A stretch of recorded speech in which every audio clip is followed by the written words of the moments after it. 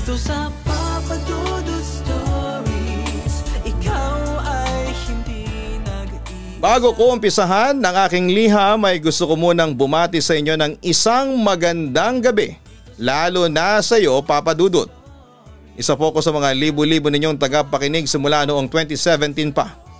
Naabutan ko pa nga ang kauna-unahang episode na binasa ninyo noon. Kaya nga masasabi kong isa kong certified na ka-online ni Papa Dudut.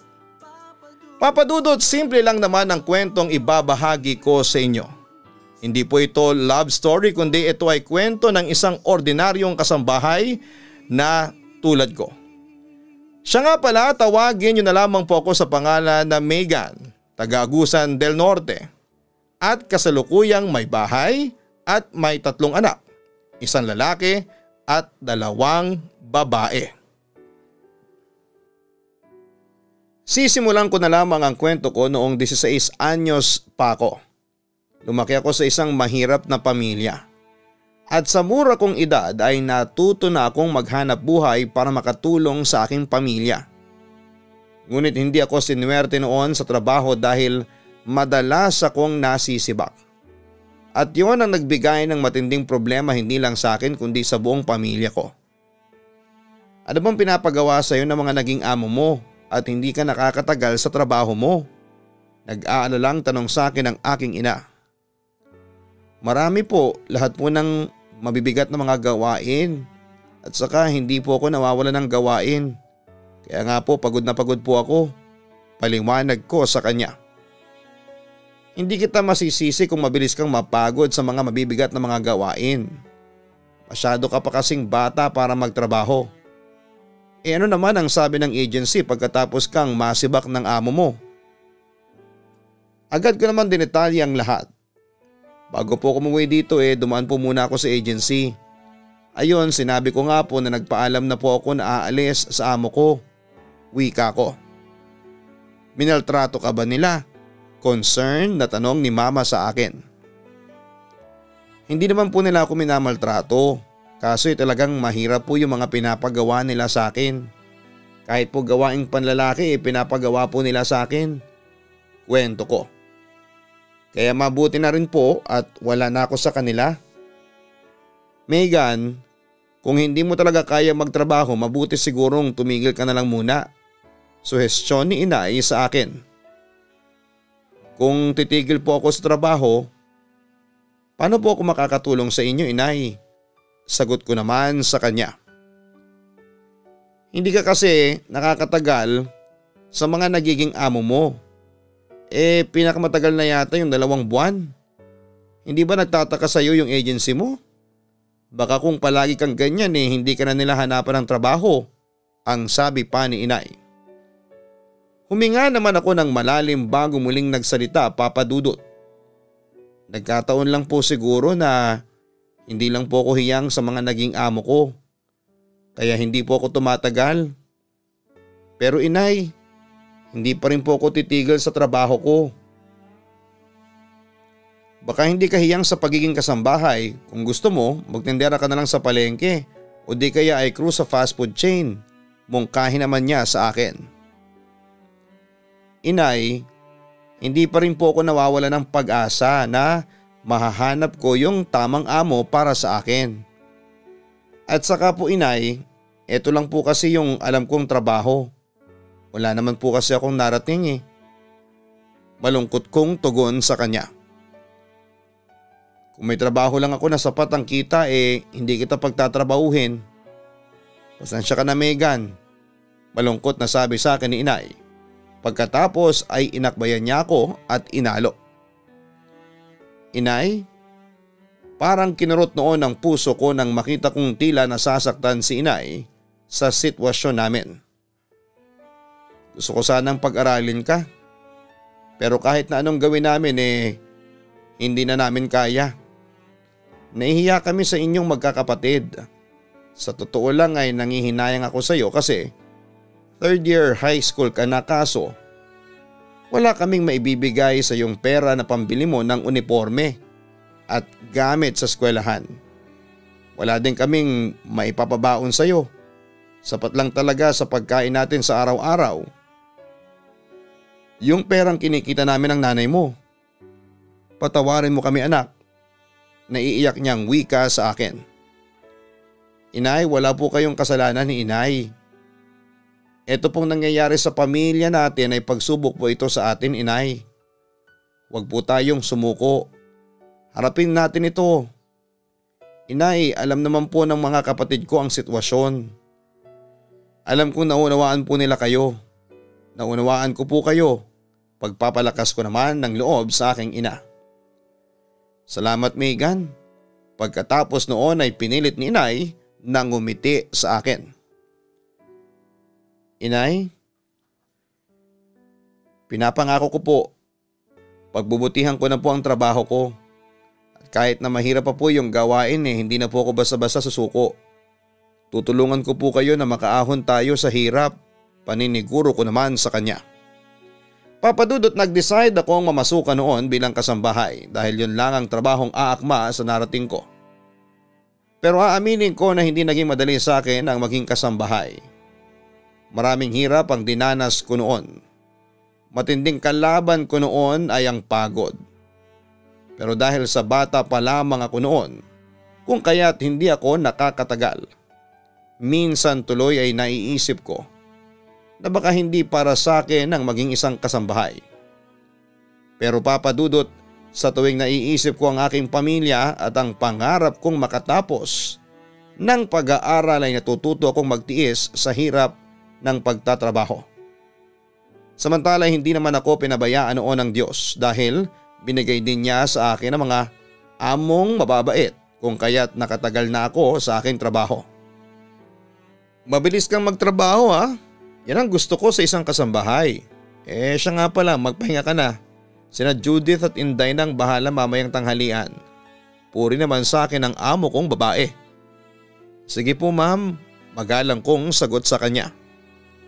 Ay bago ko makalimutan, heto na pala yung sweldo mo. Wika sa akin ni Ma'am Cristel. Sabay abot sa akin ang pera. Naku, salamat po. Natuwa naman ako nang mahawakan ko yung sweldong pinaghirapan ko. Dinagdagan ko na yan kasi satisfied naman ako sa trabaho mo. Masipag ka kaya dapat lang talaga na binibigyan ka ng incentive. Inform pa niya sa akin. May maiuwi na po ako sa mga magulang ko sa probinsya. Natutuwa ang sabi ko naman sa aking sarili. Basta ipagpatuloy mo lang yung kasipagan mo. Payo pa sa akin ang mabait kong amo. Papa Dudut, tama ang aking iniisip noon na magtatagal ako sa amo kong yon. Mayaman, mabait at higit sa lahat ay makadiyos. Sa Corinthians Garden sa Quezon City sila nakatira. Habang naroon ay laba at plancha ang aking trabaho doon. At dahil sa mayaman sila kaya 4 kaming kasambahay na naninilbihan doon. Papa Dudut, naging masaya naman ako sa aking trabaho at labis na natutuwa ang aking mga magulang.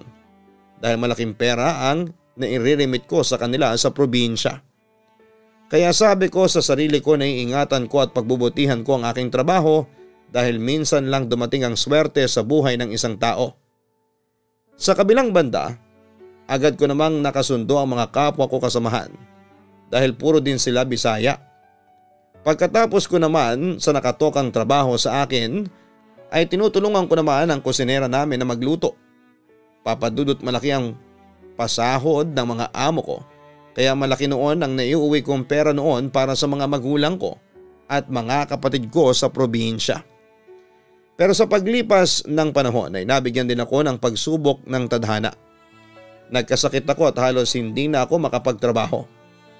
Naunawa naman yon ng mga amo ko at sumisweldo pa rin ako kahit na may sakit ako at hindi makapagtrabaho.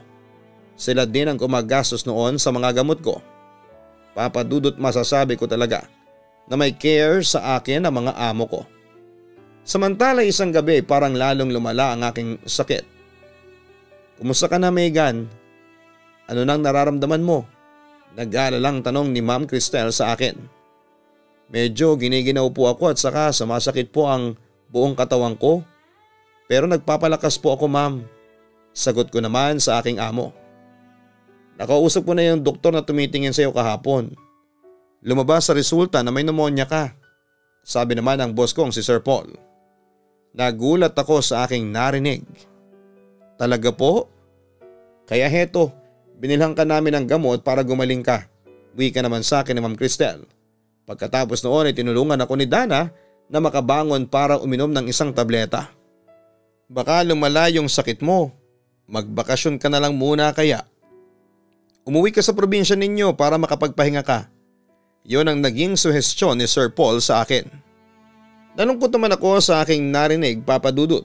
Gustuin ko mang tumutol dahil napamahal na ako sa aking trabaho ay aminado akong lumalala na ang sakit ko. Kami na muna ang bahala dito. Bumalik ka na lang kapag magaling ka na. Huwag kang mag-alala, hindi ka namin tatanggalin sa trabaho mo. Yan naman ang assurance ni Ma'am Cristel sa akin. Sige po, sa huli ay wala akong nagawa kundi ang pumayag na lamang sa gusto nila. Dana, bukas na bukas din ihatid mo si Megan sa probinsya ninyo. Sagot ko na ang pamasahe ninyo at ikaw Dana, dadagdagan ko ang pamasahe mo para makabalik ka kaagad dito. Utos ni Sir Paul sa aking kasamahan. Ikaw na mag-impake ng mga gamit ni Megan pa uwi. Utos naman ni Ma'am Cristel kay Dana. Tumango na lamang si Dana bilang sagot. Ikaw naman Megan, ibibigay ko na sa iyo ang advance at ang sweldo mo. Kumpleto yung ibibigay ko sa iyo, dadagdagan ko pa yon. Bali, yun na ang tulong namin ni Paul sa iyo. Inform naman ang amo kong babae sa akin. Basta kung okay ka na ay tumawag ka lang dito sa bahay namin at bibigyan kita ng pamasahe para makabalik ka ulit dito. Ang sabi pa niya sa akin. Papadudot pagkatapos noon ay napilitan akong umuwi na sa amin. Ayaw ko mang umuwi pero wala na akong mapagpipilian noon. Nanginayang ako kasi okay na sana ang trabaho ko pero dahil sa kapabayaan ko sa sarili ko kung kaya't nangyari yon. Pag uwi ko sa probinsya ay nagpagaling talaga ako. Sinumpa ko talaga sa sarili ko noon na oras na gumaling ako ay babalik ulit ako sa mga amo ko. Sayang din kasi yon. Minsan lang kasi dumating ang swerte at para sa akin ay sila ang swerteng ibinigay sa akin ng Diyos. Kaya't hindi ko sasayangin yon, Papa Dudut. Papa Dudut, sinikap kong magpagaling noon sa sakit kong pneumonia at sa awa naman ng Diyos ay hindi niya ako pinabayaan. Gumaling din kagad ako pero dumating ang isang opportunity na matagal ko nang pinapangarap, ang makapagpatuloy sa pag-aaral. Na mga panahong yon ay malaki na noon ang naipon ko bukod sa handang tumulong sa akin ang mga magulang ko na pag-aralin ako. Kaya nag-decide muna akong mag-aral bago ko ipagpatuloy ang paninilbihan sa mga amo ko sa Maynila. Papadudot, nagpa-enroll ako kaagad sa eskwelahan at sa edad na 18 ay third year high school pa lamang ako. Naisip ko noon na napag-iwanan na ako ng aking mga kabatch. Pero sinikap ko pa rin na makapagtapos sa aking pag-aaral sa high school at heto nagtagumpay naman ako. Tita Je, salamat po sa inyo ni Inay ha. Kung hindi dahil sa tulong ninyo hindi ko matatapos ang high school. Ang sabi ko sa aking tiyahin na tumulong sa akin na magpaaral. Wala yon, maliit na bagay yung tinulong namin sa iyo. Nga pala, pagkatapos mo mag-aral, ano na ang plano mo? Tanong naman sa akin ni Tita Je. Babalik po ako ng Maynila para maghanap ulit ng trabaho. Yun naman ang sagot ko. Bakit di ka bumalik dun sa amo ninyo? Ni Dana. Suhestyon naman niya sa akin. Gusto ko po sanang bumalik kaso baka nagalit na sila sa akin. Kasi hindi na po ako bumalik pagkatapos kong gumaling sa pneumonia. Yun naman ang pangamba ko. Bakit naman sila magagalit sa iyo? Sabihin mo na nag-aral ka. Sigurado ako na mauunawaan ka nila. Pangungumbinsi naman niya sa akin. Kung sa bagay po, baka tanggapin po nila ulit ako. Yun kung may bakante, sabi ko na lamang sa aking tiyahin. Bakit hindi mo ulit tawagan yung dati mong amo? Subukan mo mangumusta. Wala namang masama kung makikibalita ka sa kanila. Malay mo, tanggapin ka nila ulit. Di may trabaho ka na ulit pagkatapos mong mag-aral. Malay mo makapag-ipon ka pa para may pangkolehiyo ka. Paliwanag pa ni Tita Je sa akin. Sige po tita, tatawagan ko po yung mga amo ko. Mangungumusta po ako. Pagsang-ayon ko. Pagkatapos noon ay wala akong inaksayang panahon at sinunod ko ang payo sa akin ni Tita Je. Tinawagan ko ang dati kong mga amo. O kumusta na? Ano na nangyari sa iyo? Bakit hindi ka na bumalik dito? Isang taong kang nawala ha? Kumusta sa akin ni Sir Paul? Sir, pasensya na po ha kung hindi ako nakapagpaalam ng maayos. Malungkot at nahihiya kong sabi sa kanya. Oo nga sinabi lang sa akin ni Dana na hindi ka na muna babalik dito. Teka, balita ko kay Dana nagpatuloy ka raw sa pag-aaral. Gusto niyang maklaro ang kanyang nabalitaan. Opo sir, ang totoo po niyan ay gagraduate na po ako sa susunod na buwan. Masaya ko namang kwento sa kanya. Naku, congratulations. Congratulations in advance. Bati sa akin ng aking amo. Huwag ka mag-alala. Hindi kami nagtatampo sa iyo. Sabi pa niya sa akin. Naku, salamat po sir. Natutuwang sabi ko nang marinig ko yon. Sabihan mo kami ni Cristel kung babalik ka na. Papadalhan ka namin ng pamasahe papunta rito sa Maynila. Bilin pa ni Sir Paul sa akin. Papadudot pagka-graduate ko ay agad akong bumalik sa mga amo ko. Muli akong nagtrabaho sa kanila. At sa pagkakataong yon ay pinagbutihan ko pa lalo ang trabaho ko. Natuwa naman ako sa aking mga amo. At doon ay nagkaroon ako ng bagong pag-asa. Samantala isang araw ay isinama ako ng mga amo ko sa mall para mag-grocery kami. Ano bang plano natin ngayon ha Cristel? Ano bang lulutuin mo mamayang tanghalian at tapunan? Narinig kong tanong ni Sir Paul sa kanyang asawa.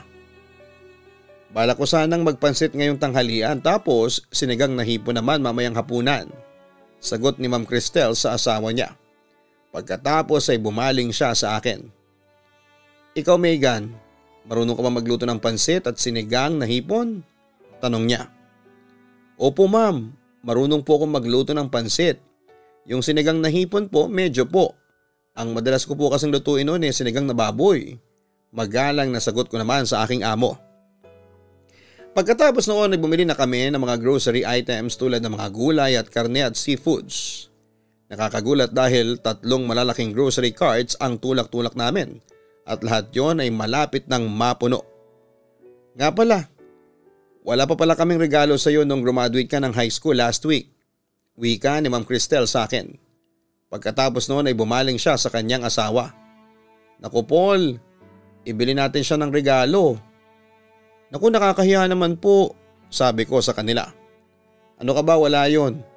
Gusto ka lang naming mabigyan ng regalo sa tagumpay na nakamit mo.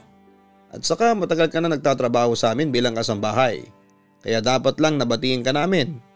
Wika ni Ma'am Cristel sa akin. Mamaya dadaan tayo sa tindahan ng mga damit. Ibibili kita ng mga bagong damit ha. Kami nang bahala ni Paul sa pera. Hindi naman ako makapaniwala sa aking narinig. Talaga po?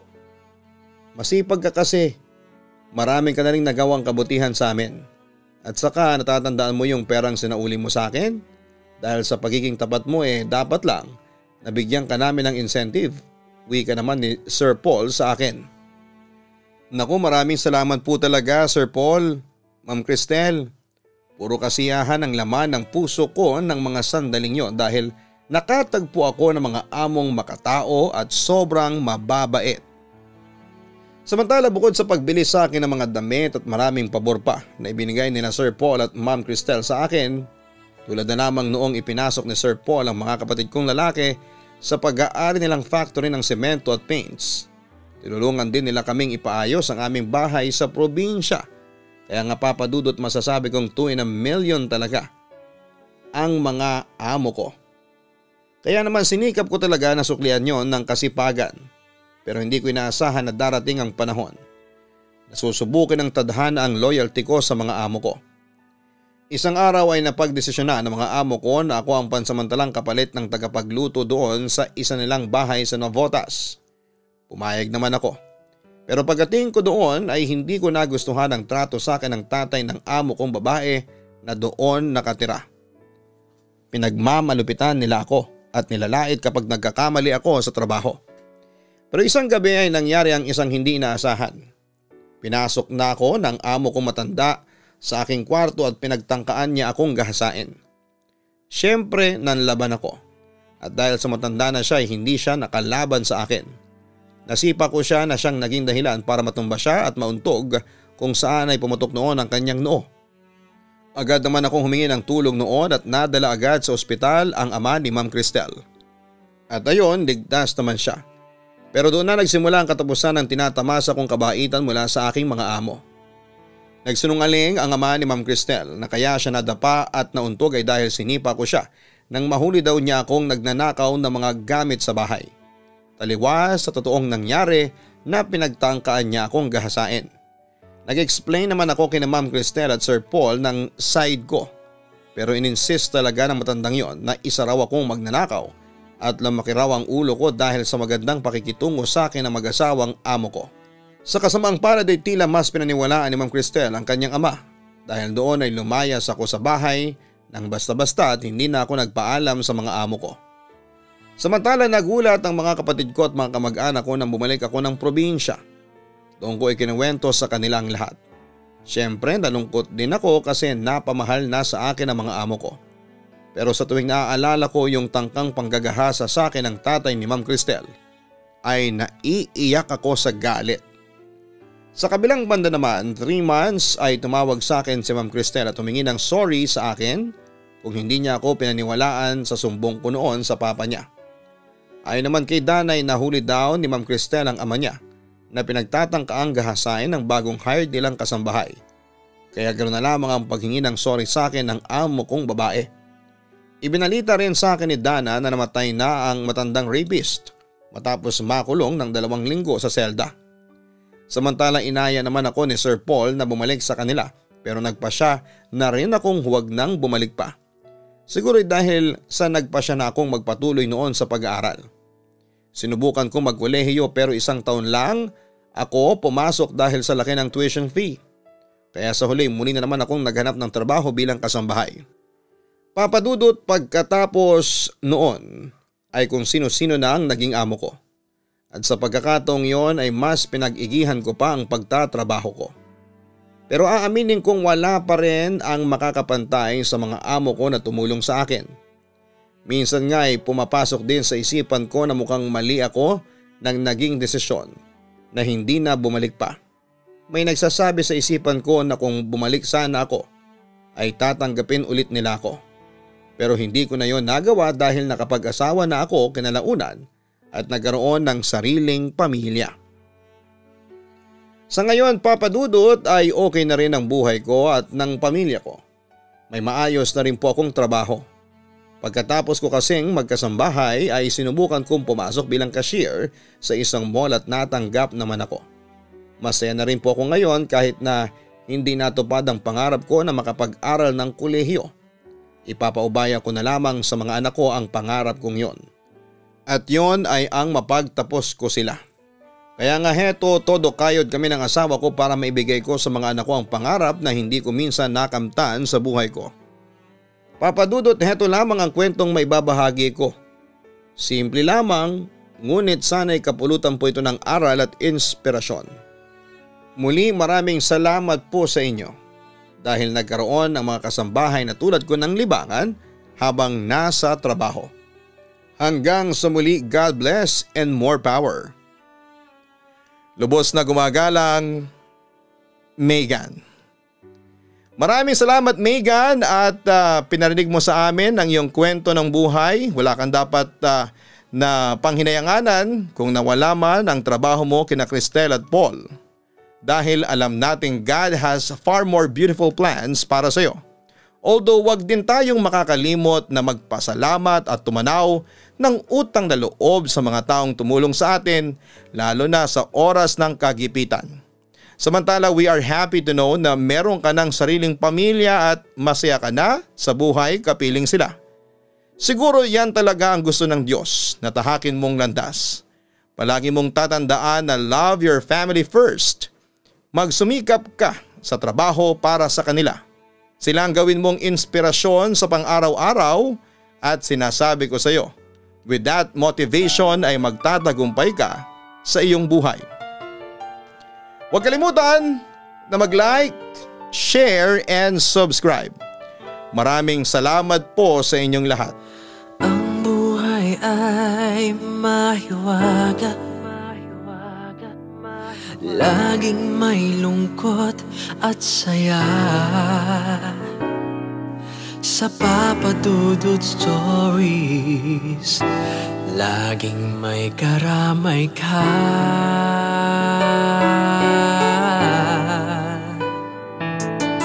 Mga problemang kay bigat, dito ay pakikinggan ka.